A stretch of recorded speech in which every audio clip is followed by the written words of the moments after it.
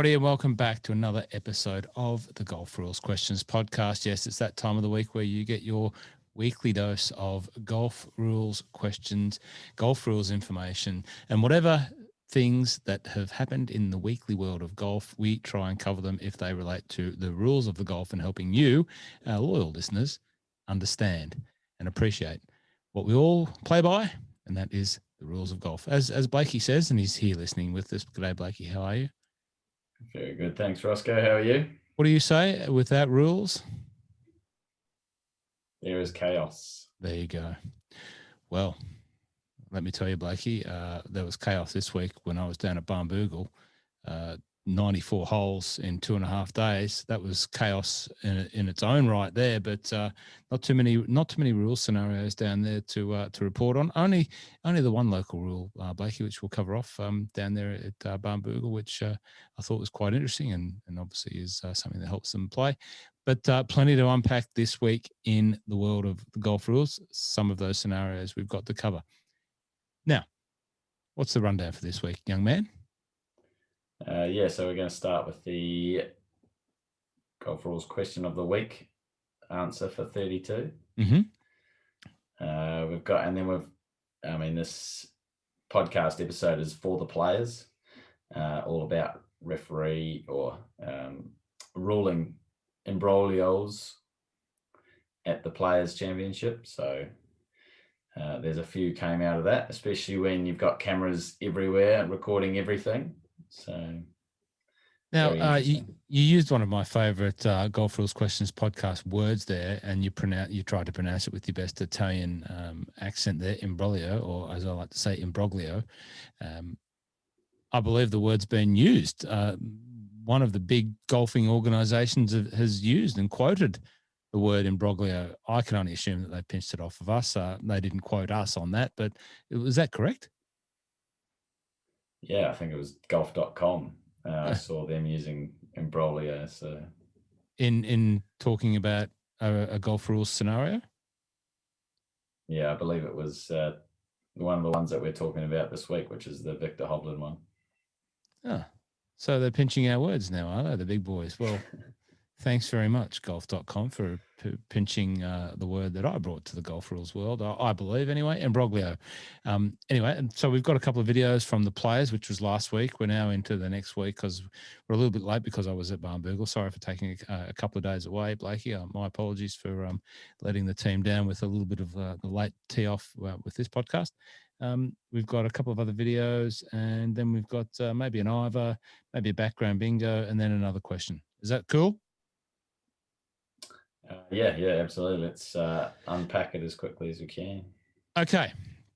So last week's question, which thanks for putting up the video of me reading that. I do enjoy reading the questions, and I do enjoy the weekly practice of me practicing my radio voice.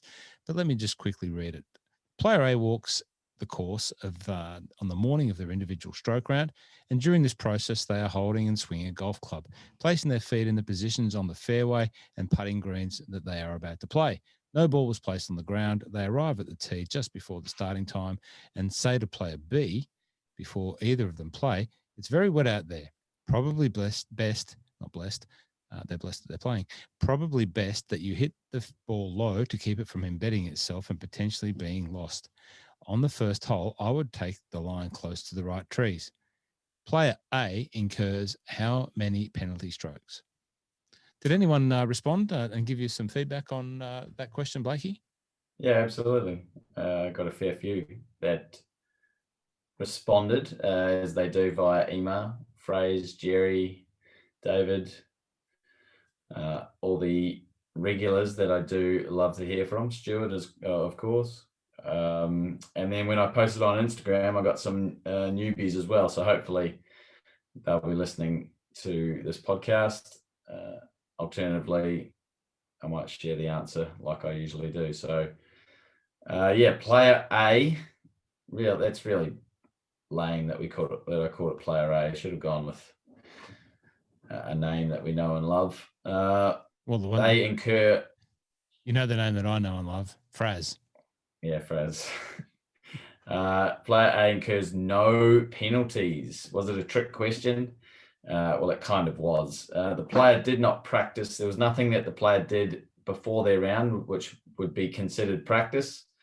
Walking the course and simulating a stance is not considered practice under the rules. And players are welcome to share advice before they start their round. So if you and I, Rossco, were playing, say, PK South, that's Peninsula Kingswood for those playing at home. And we said, okay, the first hole, we're both going to try and hit it down the right with little draws, and then we'll make sure that we're short of the green or at the front of the green on the first, because you've got a better putting spot there, or, I'm making this up, obviously, because you got to get over the creek on the first. The second, we're going to hit it down the left, thirds, par 3, blah, blah, blah. And we went through that whole round, providing strategic methodology to how we're going to play the game. That would be totally fine, as long as we did it before we started our round and it didn't occur. The strategic chat didn't occur during the round.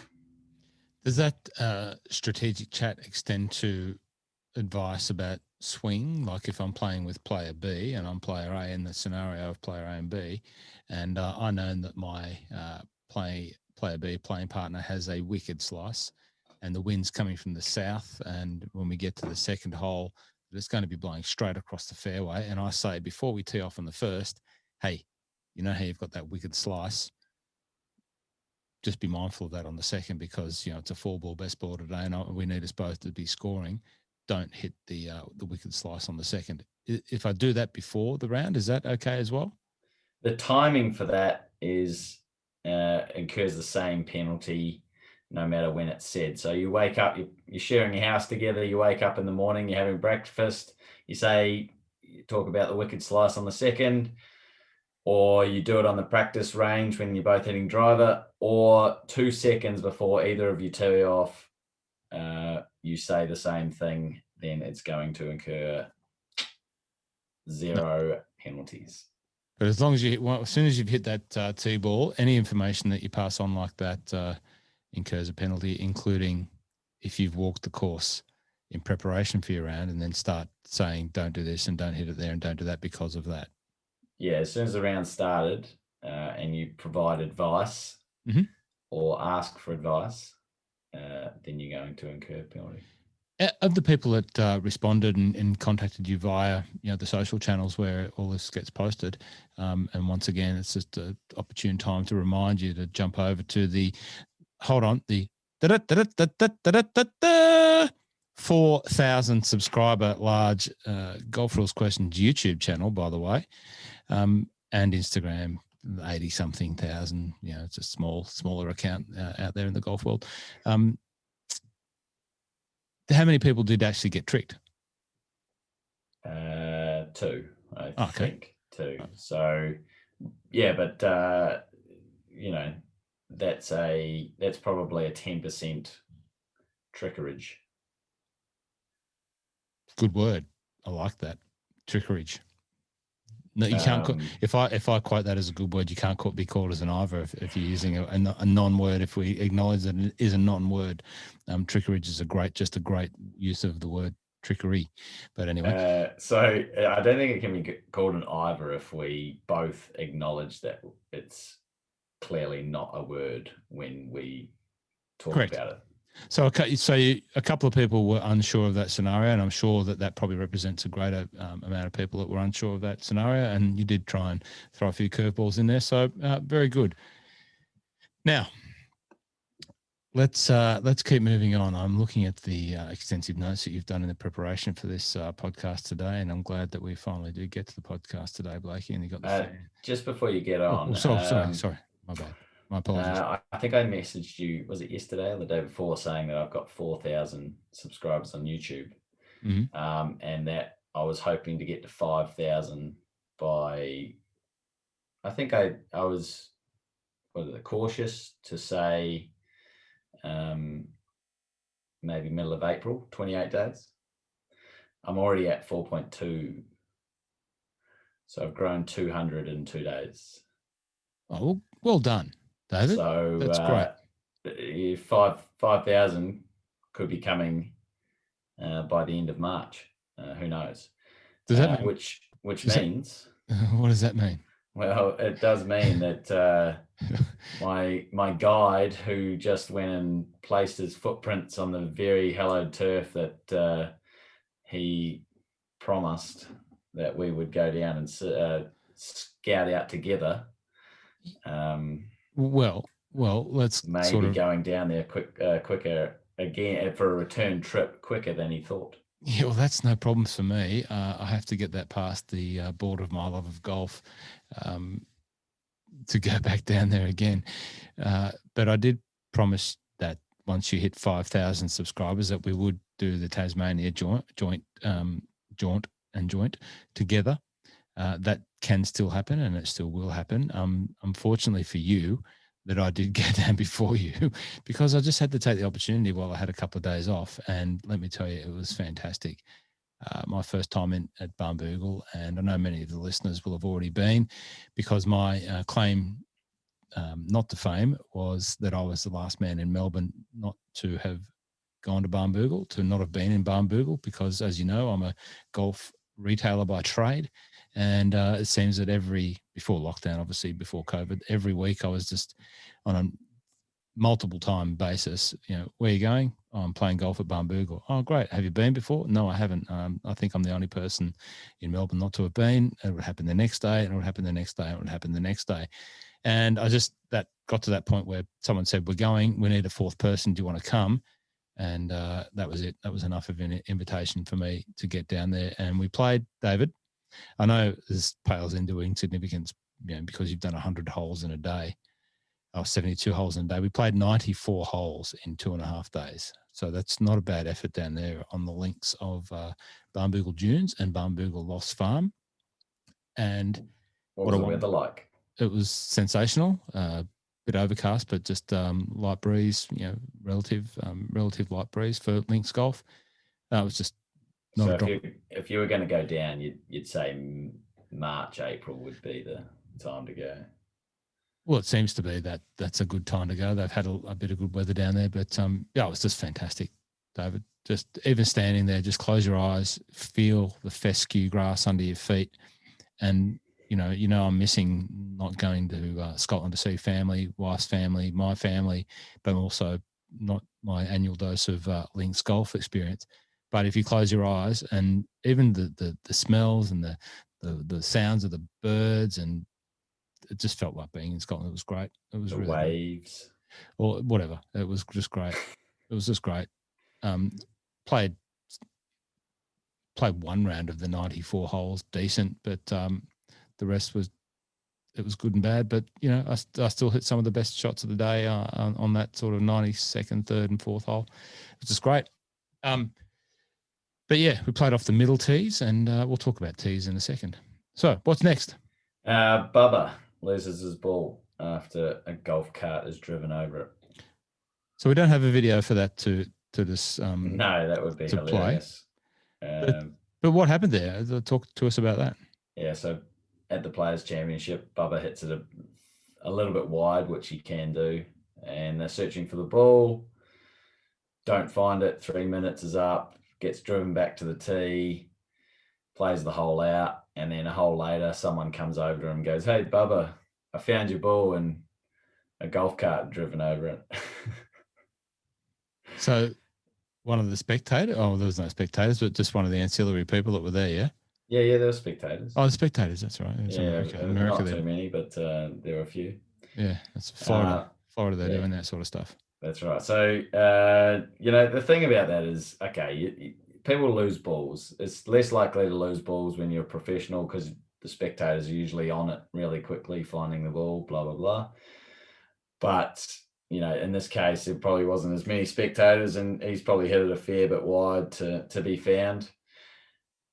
He's accepted that it's lost. That sucks, but he's accepted it's lost. He's moved on. And then for someone to come over and tell him, well, actually, a cart drove over it, and that's why we couldn't find it. That's just rubbing salt into the wound, especially when you're going to miss the cut. But, the ruling around that, okay, if it was known or virtually certain that it had been moved by an outside influence, the cart, then estimate where it would have come to rest, and which basically would have been exactly where it was, except a centimetre higher. Estimate where it would have come to rest and place it there. But because there was no known or virtual certainty that the ball was lost, then Bubba only had one option. Go back to his last or his previous place played. Okay. Poor Bubba. Yeah, poor Bubba. All right. There was something from Barnbougle. There was a couple of. I've got a video that I can send to you of one of my playing partners with one of the fences that adorns Barnbougle, which I'll send to you separately. But they have an interesting scenario over there where it's like compulsory Irish drop. So they don't have any competitions there at Barnbougle, which I learnt that very early. So we were in the Barnbougle Dunes Pro Shop, and one of the fellas that had just been playing walks in. He says, "Oh, can I hand me card in, mate, from your handicap?" And the bloke behind the jump goes, "No, we don't have competitions here. Sorry, sir." He was quite miffed that he had no ability to hand his card in and have it handicapped. And I cheekily said, "Oh, what'd you have? 34 points." He looked at me scorningly and said, "More than that."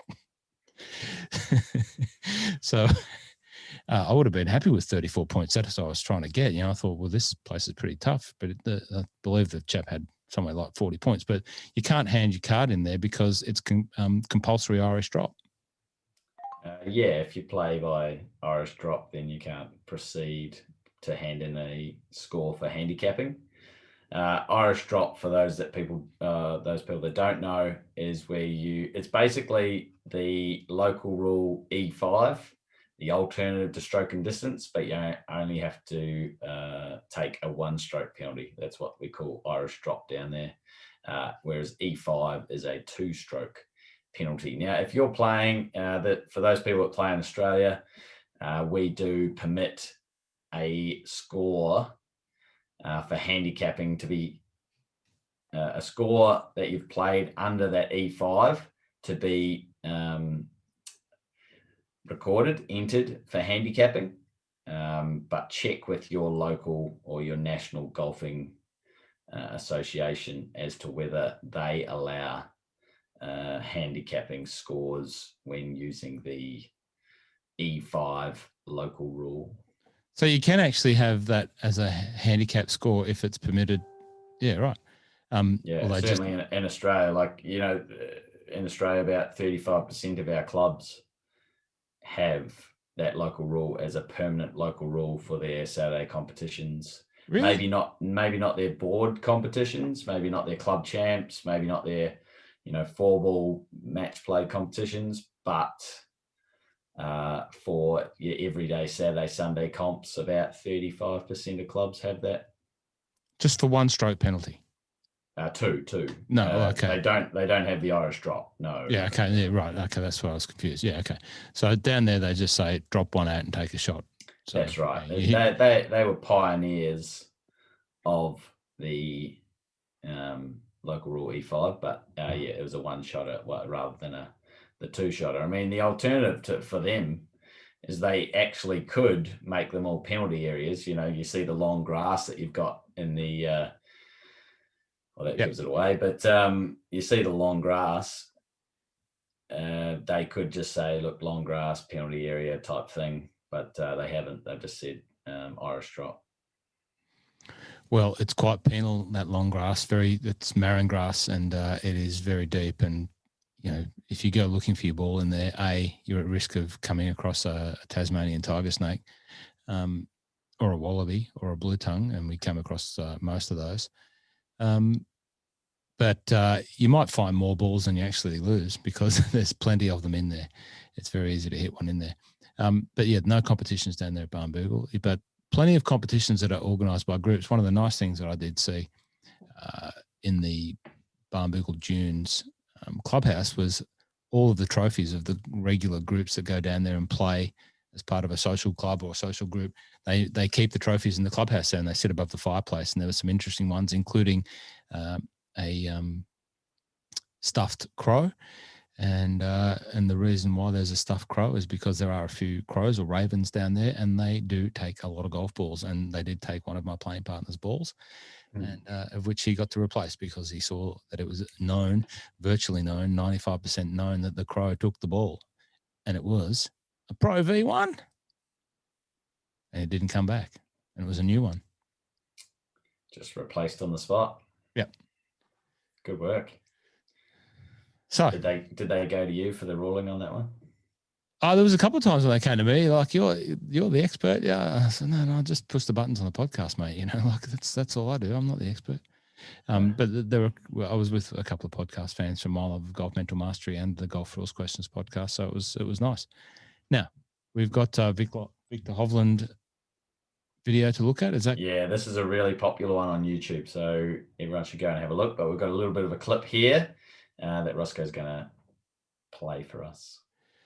I will do that right now, David. Right now. So listening carefully because there's some good byplay here, some good banter, and you might even hear an Australian accent involved in the mix. I find that very hard to believe, to be honest with you. Like, obviously, I'm down there in the fairway, but that's not what it really looked like. Because it didn't like bounce on the egg play at all. It was just like a kind of soft dull bounce. Unfortunately, unless we know that it crossed up here. Another look at the replay beyond the shadow of a doubt that covered the line and was nowhere near the bulkhead. And I need to get some information to that rules official. Problem is 100% I saw it land correct. and I told him I thought it was close. Like, I obviously can't see exactly where it lands, but yeah, and we were over by that tree. I think we're going to have to go back. Okay. Yeah, since we don't have anything definitive up here. I can pick it up, right? Yes.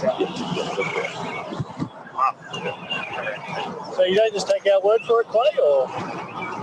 Say we've got nothing showing that it crossed up here. But you don't take our word for it, like? So they can't really tell. Are you guys sure that it crossed up here? I mean, I was pretty certain, yeah. Because we thought it landed in the bunker, and then it landed on the grass and then bounced straight right. That's where we're coming from. But if the camera angle that he has, he says he thought it bounced either on the bulkhead or just beside it.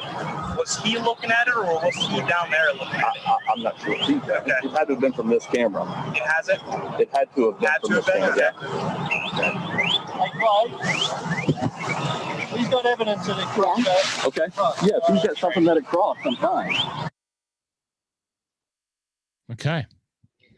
Yeah, fair bit of discussion there, and the young Aussie caddy of Viktor Hovland was pretty just, as it would turn out, for sticking up for his player. It's a really interesting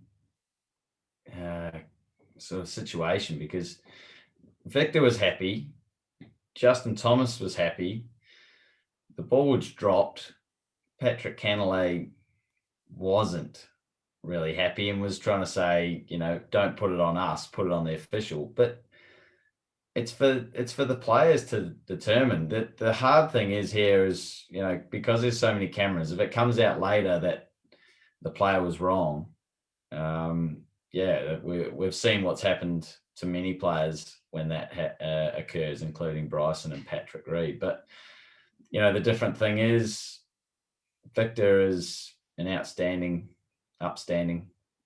human with this kind of thing. So, you know, he can get it wrong. Everyone can get it wrong. But in this case, he certainly didn't get it wrong.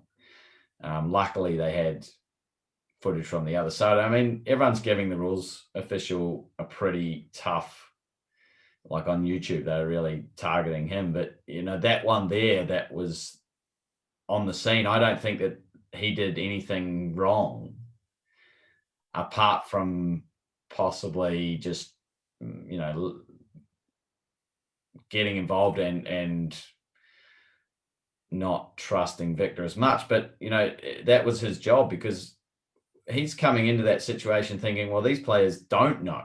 Why would they call me in if they do know? They'd only call me in if they don't know.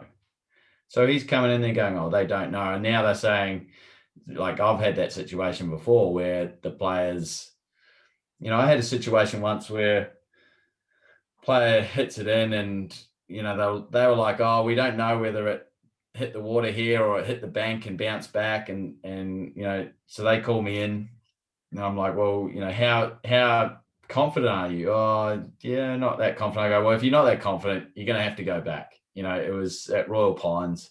I said, you're just going to have to go back. It was a slice in here. So you're back about 40 meters, blah, blah, blah. And then he changed, and then the player changed his tune and said, no, we're pretty confident. And I was like, well, no, you weren't that confident 2 minutes ago. So, that's going to have to be where the spot is. Anyway, the player's not happy, but I was like, oh, I had to make a decision because they couldn't make a decision in the first place. I go over to the fellow competitor, another player in stroke play. Anyway, and I say, oh, that's a one-shot penalty and he's got to drop back there. And the other guy goes, oh, yeah, that definitely didn't cross. I don't know what he was talking about. I was like, mate, why didn't you have that conversation with him? So he really just got me in there just to back him up. But when I got there, he didn't really back me up. It's not like he's like throwing me under the bus just so that they all can stay friends and not have a awkward round together. I mean, sometimes you just got to come out and say that what the truth is and say, look, this is what I saw. If you think it's different, let's get a rules official in and they can determine. But at the same time, you still got to stand your ground. He was like, oh, yeah, I don't know. Anyway, so this is in this situation and not trying to drag this out, but go and have a look on the YouTube. We've got some text in there just explaining the situation. But that referee's come in going, well, these players, why would they call me in? Anyway, so he's going, look, it's not conclusive. Now, the one viewing the video possibly needs to check. I mean, it was hard to see, but then at the same time, it looks like it's about 6 inches from the bunker. So definitely should have been picked up there. And then luckily, someone from the other side, the other camera, was able to say that they've got evidence. And that's all anyone's looking for. They're just looking for evidence. Even if the ball has been dropped, if evidence shows that it crossed at a different point, you've got to pick that ball up and you've got to drop it proceeding under the correct. If you played it and you think you've played it under the correct dropping area and everyone's happy with that, it's a different story. You've already played it, fine, you're done. But if you have dropped it but haven't played it, then you've proceeded under the local rule. You've proceeded under the rule, but you've proceeded in a wrong spot, and you've got to fix that up under 14.5. So at the end, everyone was happy with the outcome. Is that correct? Yeah, except for exactly. But then Viktor went on and had a double bogey anyway. Oh, there was another little incident in there that we sort of picked up on, and we were like, oh, I've just got to mention it because we'll have someone mention it. The caddy, Viktor's actually gone through the bunker and footprints, whatever, and Cantlay then gone and played his shot, and Cantlay's caddies raked the bunker, smoothed it. That's fine, totally fine. But Viktor's walked through it again, and then the caddy for Cantlay's actually raked the footprints of Viktor, which potentially is a breach of 8.1 if he was authorized, or 8.3 if he wasn't authorized, if he's trying to improve the lie. Now, let's just all play dumb and say that he wasn't and he didn't get authorization and that it wasn't on the line. But we had to mention it and say, look, this is the situation. If that caddy was trying to improve Viktor's line of play, then yeah, it could have been a breach there as well. So go and have a look at the video and see what you think for yourself and let us know. Well, good job, Stuart, for putting all that together, because there was a lot of information going on in that video, and he's got all the subtitles there and the notes very well organized on that video. Go and do that. Have a look at it. It's quite popular. It's quite very popular. How many several thousands of views has it had? 50,000 in 3 days. Yeah, wow. I'm surprised it's not been one that the PGA Tour have black banned you from. They do like to black band me, but that one they've left up, so that was lucky. Well, if they want to give you a job one day, they're welcome to call. They're welcome. But it's a different. Oh yeah, no, they hopefully, but if they were to give me a job, pointing out all the rules situations happening on the PGA Tour, that's not how they operate. Okay, fair enough. If you, you guys have talked about it on My Love of Golf, like Andy Maher. I was listening to you. I love that episode with Andy Maher. I was listening to him and how he sees the PGA Tour. It was spot on. Just a little advertisement there for the My Love of Golf podcast, one of Australia's great interview-based podcasts. Please go and download that episode with Andy Maher, one of Australia's great broadcasters, sports broadcasters, one of the most comprehensive sports broadcasters that we have in Australia. A great man. He's so humble. So humble. Very humble. And I've had the privilege and pleasure of playing a number of rounds of golf with Andy, and we've become sort of friends over that time. And he let me interview him about just a bit of his life and just two blokes having a chat about sport. And thanks for your feedback. If you listen to it, Blakey, you get noted there as one of the 6 listeners that we have at the My Love of Golf podcast. Andy and I had a bit of a chuckle about that. But yeah, it was really enjoyable chatting at a professional level, I guess you could say, somewhat, with one of Australia's best sports broadcasters. So yeah, bit of an ad there for My Love of Golf. Please, I need some more downloads. Please go and help me out. Please subscribe, like, share, all of that sort of stuff. Please. Do I say, have I groveled enough? Yeah, that was a bit over the top. I'm just for the video. Okay, let's have a quick look because my time is tight. I've been away all week, so I've got a few things to do, Blakey, before we prepare for our next trip to Barnbougle. Let's have a look at this one very quickly. Bryson and my favourite golfer of the moment, Lee Westwood, both hit it in the Gesheisen. Get over to the 4th, and Gary Cook is watching. Thank you, Mike. Bryson DeChambeau on the tee. Going with less than driver. Let's try to peel a little fade down there into the fairway.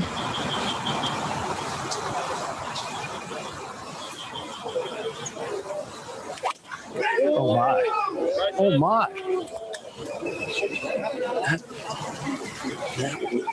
That was nearly a shank as well. Well, it was, but I mean to tell you, we are seeing some swings and some shots that I just have never seen here.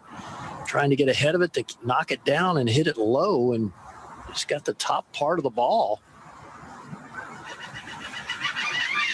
And that thing barely gets off the ground. Wow, he hit that right on the neck. Yeah, he sure did. Where's it going to go? There's sand and water there, I think. There is both.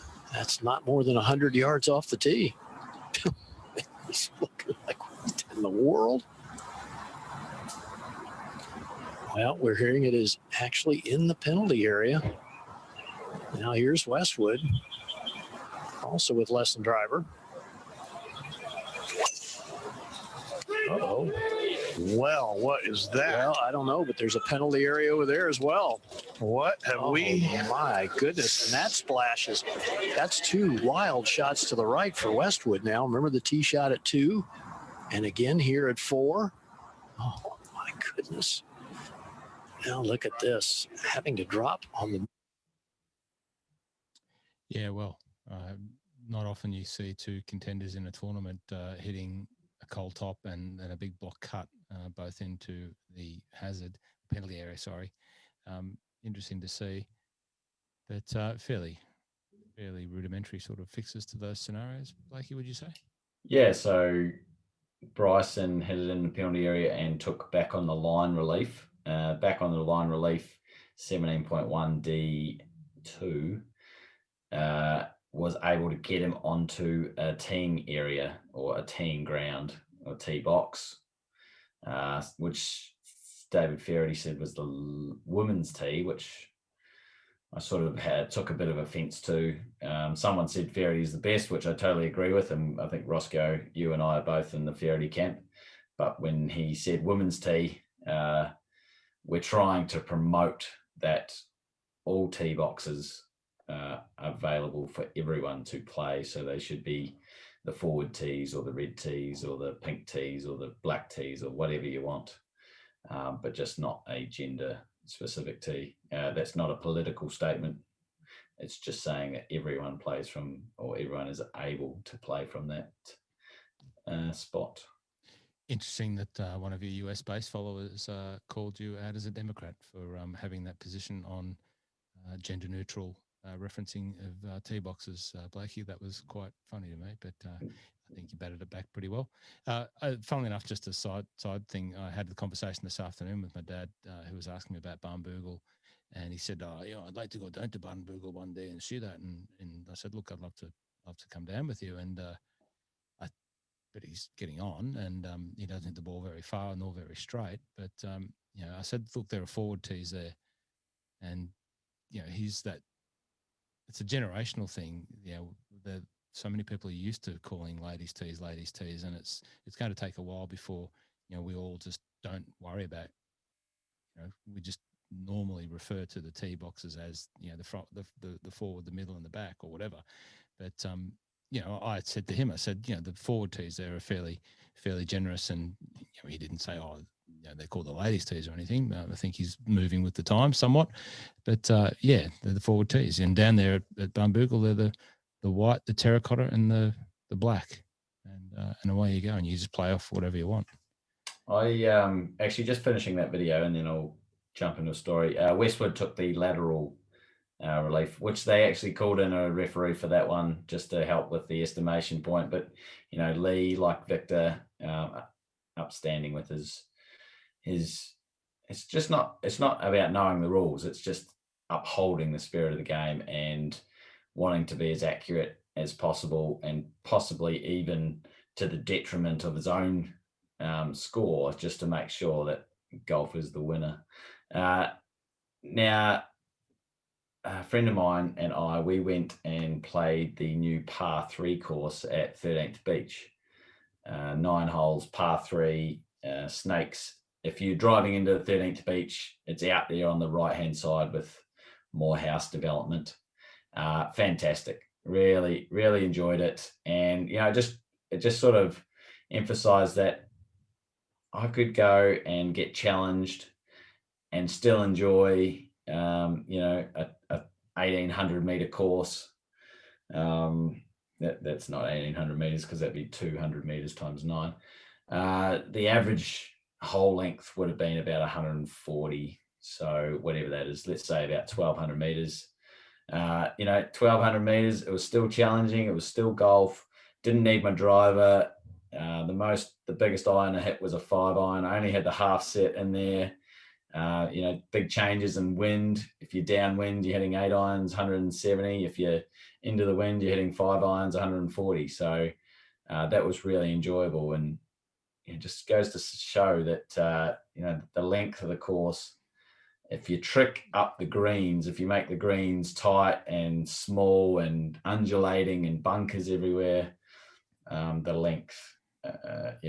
We did speak about length of the ball last week, but the length can be disregarded, and you can still be penalised. Well, it's still golf, isn't it, mate? And that's the thing, I think for us golf nuts and golf tragics, just put golf clubs in our hand and give us a golf ball and give us somewhere to hit it. And, I think that we'd enjoy any form of golf. And, that course as an example. Also, Dan, going back to Barnbougle, they're just about a week away. It was unfortunate that it wasn't ready for us at the time we were there, but a 13-hole short course, which we flew the drone over and had a look at that. We were a bit tired. We couldn't go. We didn't make the effort to go up and walk there because we've sort of just had a 40-hole day.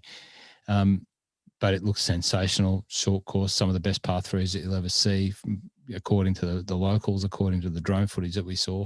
But the one thing I do probably regret now is not playing that final round that we had on the Dunes course on the last day off the forward tees. We sort of talked about it, and I thought, well, we should have probably tried it just to do something different. But yeah, just give us golf clubs and golf balls, and give us somewhere to hit it, and give us somewhere interesting. And regardless how long it is or what level of tee, we'll play. We'll turn up. Right, we've got another one with Viktor Hovland. Now, I didn't have the video. The video is on YouTube, but there's nothing really talked about in the video. So there was nothing really that I need to, I think it was Craig Perks just talking about the good weather or why aren't the players scoring that well. So go over to YouTube, check it out. Basically, Viktor moved his ball marker to the side. Now, I don't have the 100% facts, but you can see a little bit from the video. He moved it to the side out of the way of Justin Thomas's putt. Justin putts. Then you go and see Viktor moving it back. And then you see him place his ball down and he putts. But from where Justin Thomas's line was and where Viktor's marker originally was and where Viktor putted from was two different spots. So he's moved it to the side and then he's replaced it, but he mustn't have replaced it in the same spot. So he's either moved it 2 to the side and moved it back 1, or he's moved it 1 to the side and then instead of moving it back 1, he's moved it the other way, further away from where he should have moved it back to. And what happened was, they had the little interview afterwards and everyone was talking to him about hole 11. Then he, was in the locker room or in the having some food, whatever, and his mum called him and said, "Oh, I think you putted from the wrong spot on 15." And so he's gone to the tour truck, said, "Oh, can we check out hole 15 and me putting?" Checked it out. Came back, yep, that's you've played from the wrong spot. Now, he didn't do it on purpose and he had no idea. So he didn't sign. So he signed from the wrong scorecard, but it was due to him not realizing he had incurred a penalty. So you just add, as of 2019, you just add the 2-shot penalty and he's safe to go and play the next round, round 2 on the Friday. So, I think he either went from a 70 to a 72 or a 72 to 74. I can't remember, but unfortunate. But it was his mum that alerted him to the fact that he probably putted from a wrong spot on 15. I could make a joke about Patrick Reed, but I won't. Good on you, Mrs. Hovland, for ringing that through and making your boy go back to the tour truck and rectify his inadvertent wrongs. Well done. Now, are we finished with that one? Yeah, finished. Going Okay. to the YouTube. Let's roll on pretty quickly. So a little bit of massive Ivor. Yeah, we covered the Justin Rose shank 2 weeks in a row. You can never have enough of Justin Rose shanking your ball. Still one of my favourite players. Having him shank out of the bunker 2 weeks in a row, just in case you didn't get it, we threw it in, but that was a mistake. And that Ivor goes to you. That might be a 2 times Ivor, Blakey. So I've got a couple. I'll be really quick. So we covered it in episode 31. I didn't realize I'd covered it in 31 and I put it in to 32 as well. Anyway, it was just around Justin Rose taking free relief from a TIO, a temporary immovable obstruction. I've also got another Ivor. I haven't got it on the run sheet, Rossco, but I've had a bit of feedback that my question about Fraze, where he played a shot, went searching for his ball, found the ball, went back for a club, came back, stood on his ball, hit the ball, took unplayable, hit the ball onto the green, 1 putted, and that they weren't happy, the listeners weren't happy when I said, when you're listening to these questions, you have to think about what else could have happened there, ask more questions. The questions that I should be, or the questions that I ask should have all the information that are required to answer the question, much like a rules exam. So not like when you're out in the golf course and you do need to find more information to establish the facts. These questions should be more like a rules exam where all the information is there in front of you. You're not allowed to make assumptions. You just have to take it as it is literally written. So feedback has been taken on board, and I will certainly try and do that from now on. Okay. Thanks for the feedback. We're just here trying to provide some free entertainment. That's my motivation. Anyway, press the button. I do press the buttons, but no, fair enough.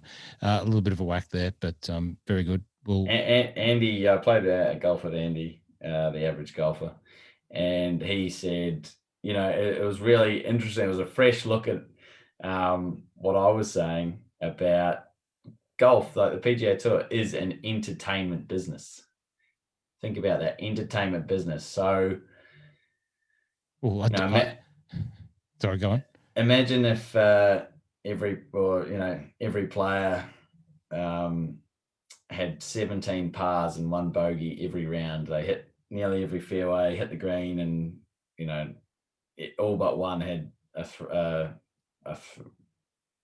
2 putted every green, or 1 putted 9 of them, and whatever. And golf has got to be exciting. Yeah. It would appear that we've lost the connection with Blakey there. I'm going to keep talking and keep recording because we're nearly at the end of the episode. And in the instance of just rounding this off on a Saturday afternoon, I'll keep talking. What we also didn't cover was the background bingo. So last week's background bingo, you might have remembered mine. It was Royal Park, and that was at a Random Golf Club Melbourne meetup. You can see me with the Random Golf Club cap on. Wonderful initiative there, globally growing, great way of getting people of all ways, shapes and forms of into golf. And we had a meetup there. Just some random people turned up, and it was a lot of fun. So that was a picture from there. Blakey's was Glenmore Heritage Valley Golf Club. And if you've watched the video this far, you can see that mine's obviously Barnbougle. So my challenge to you is to tell me which hole and which course that is if you're a Barnbougle file like I am now. And Blakey's, it was very hard to determine. It would look like a irrigator type thing, so I'm not sure what that is. This week's Golf Rules question of the week. I'll read it quickly, and then we'll sign off. So, Golf Rules question of the week for episode 33. Fraser's balls. There's an Ivor. Fraser's ball comes to rest on a gravel path in a yellow penalty area. There are some loose stones around his ball. Is Fraser able to get free relief from the stones? There you go. Fraser, are you able to get relief from the stones if your ball is on a gravel path in a yellow penalty area? Well, ladies and gentlemen, thank you once again for listening to the Golf Rules Questions podcast. Signing off on my own because Blakey is out of his usual internet area, and his internet's obviously frozen. He just sent me a message saying as such. So hence the reason why I'm signing off. If you have any questions, send them through to Blakey via email. Hit him up on the YouTube, hit him up on Instagram. Keep in touch, and we promise to be back next week with another episode. And until then, thanks for listening. Like, subscribe, share, and we'll see you again. Yes.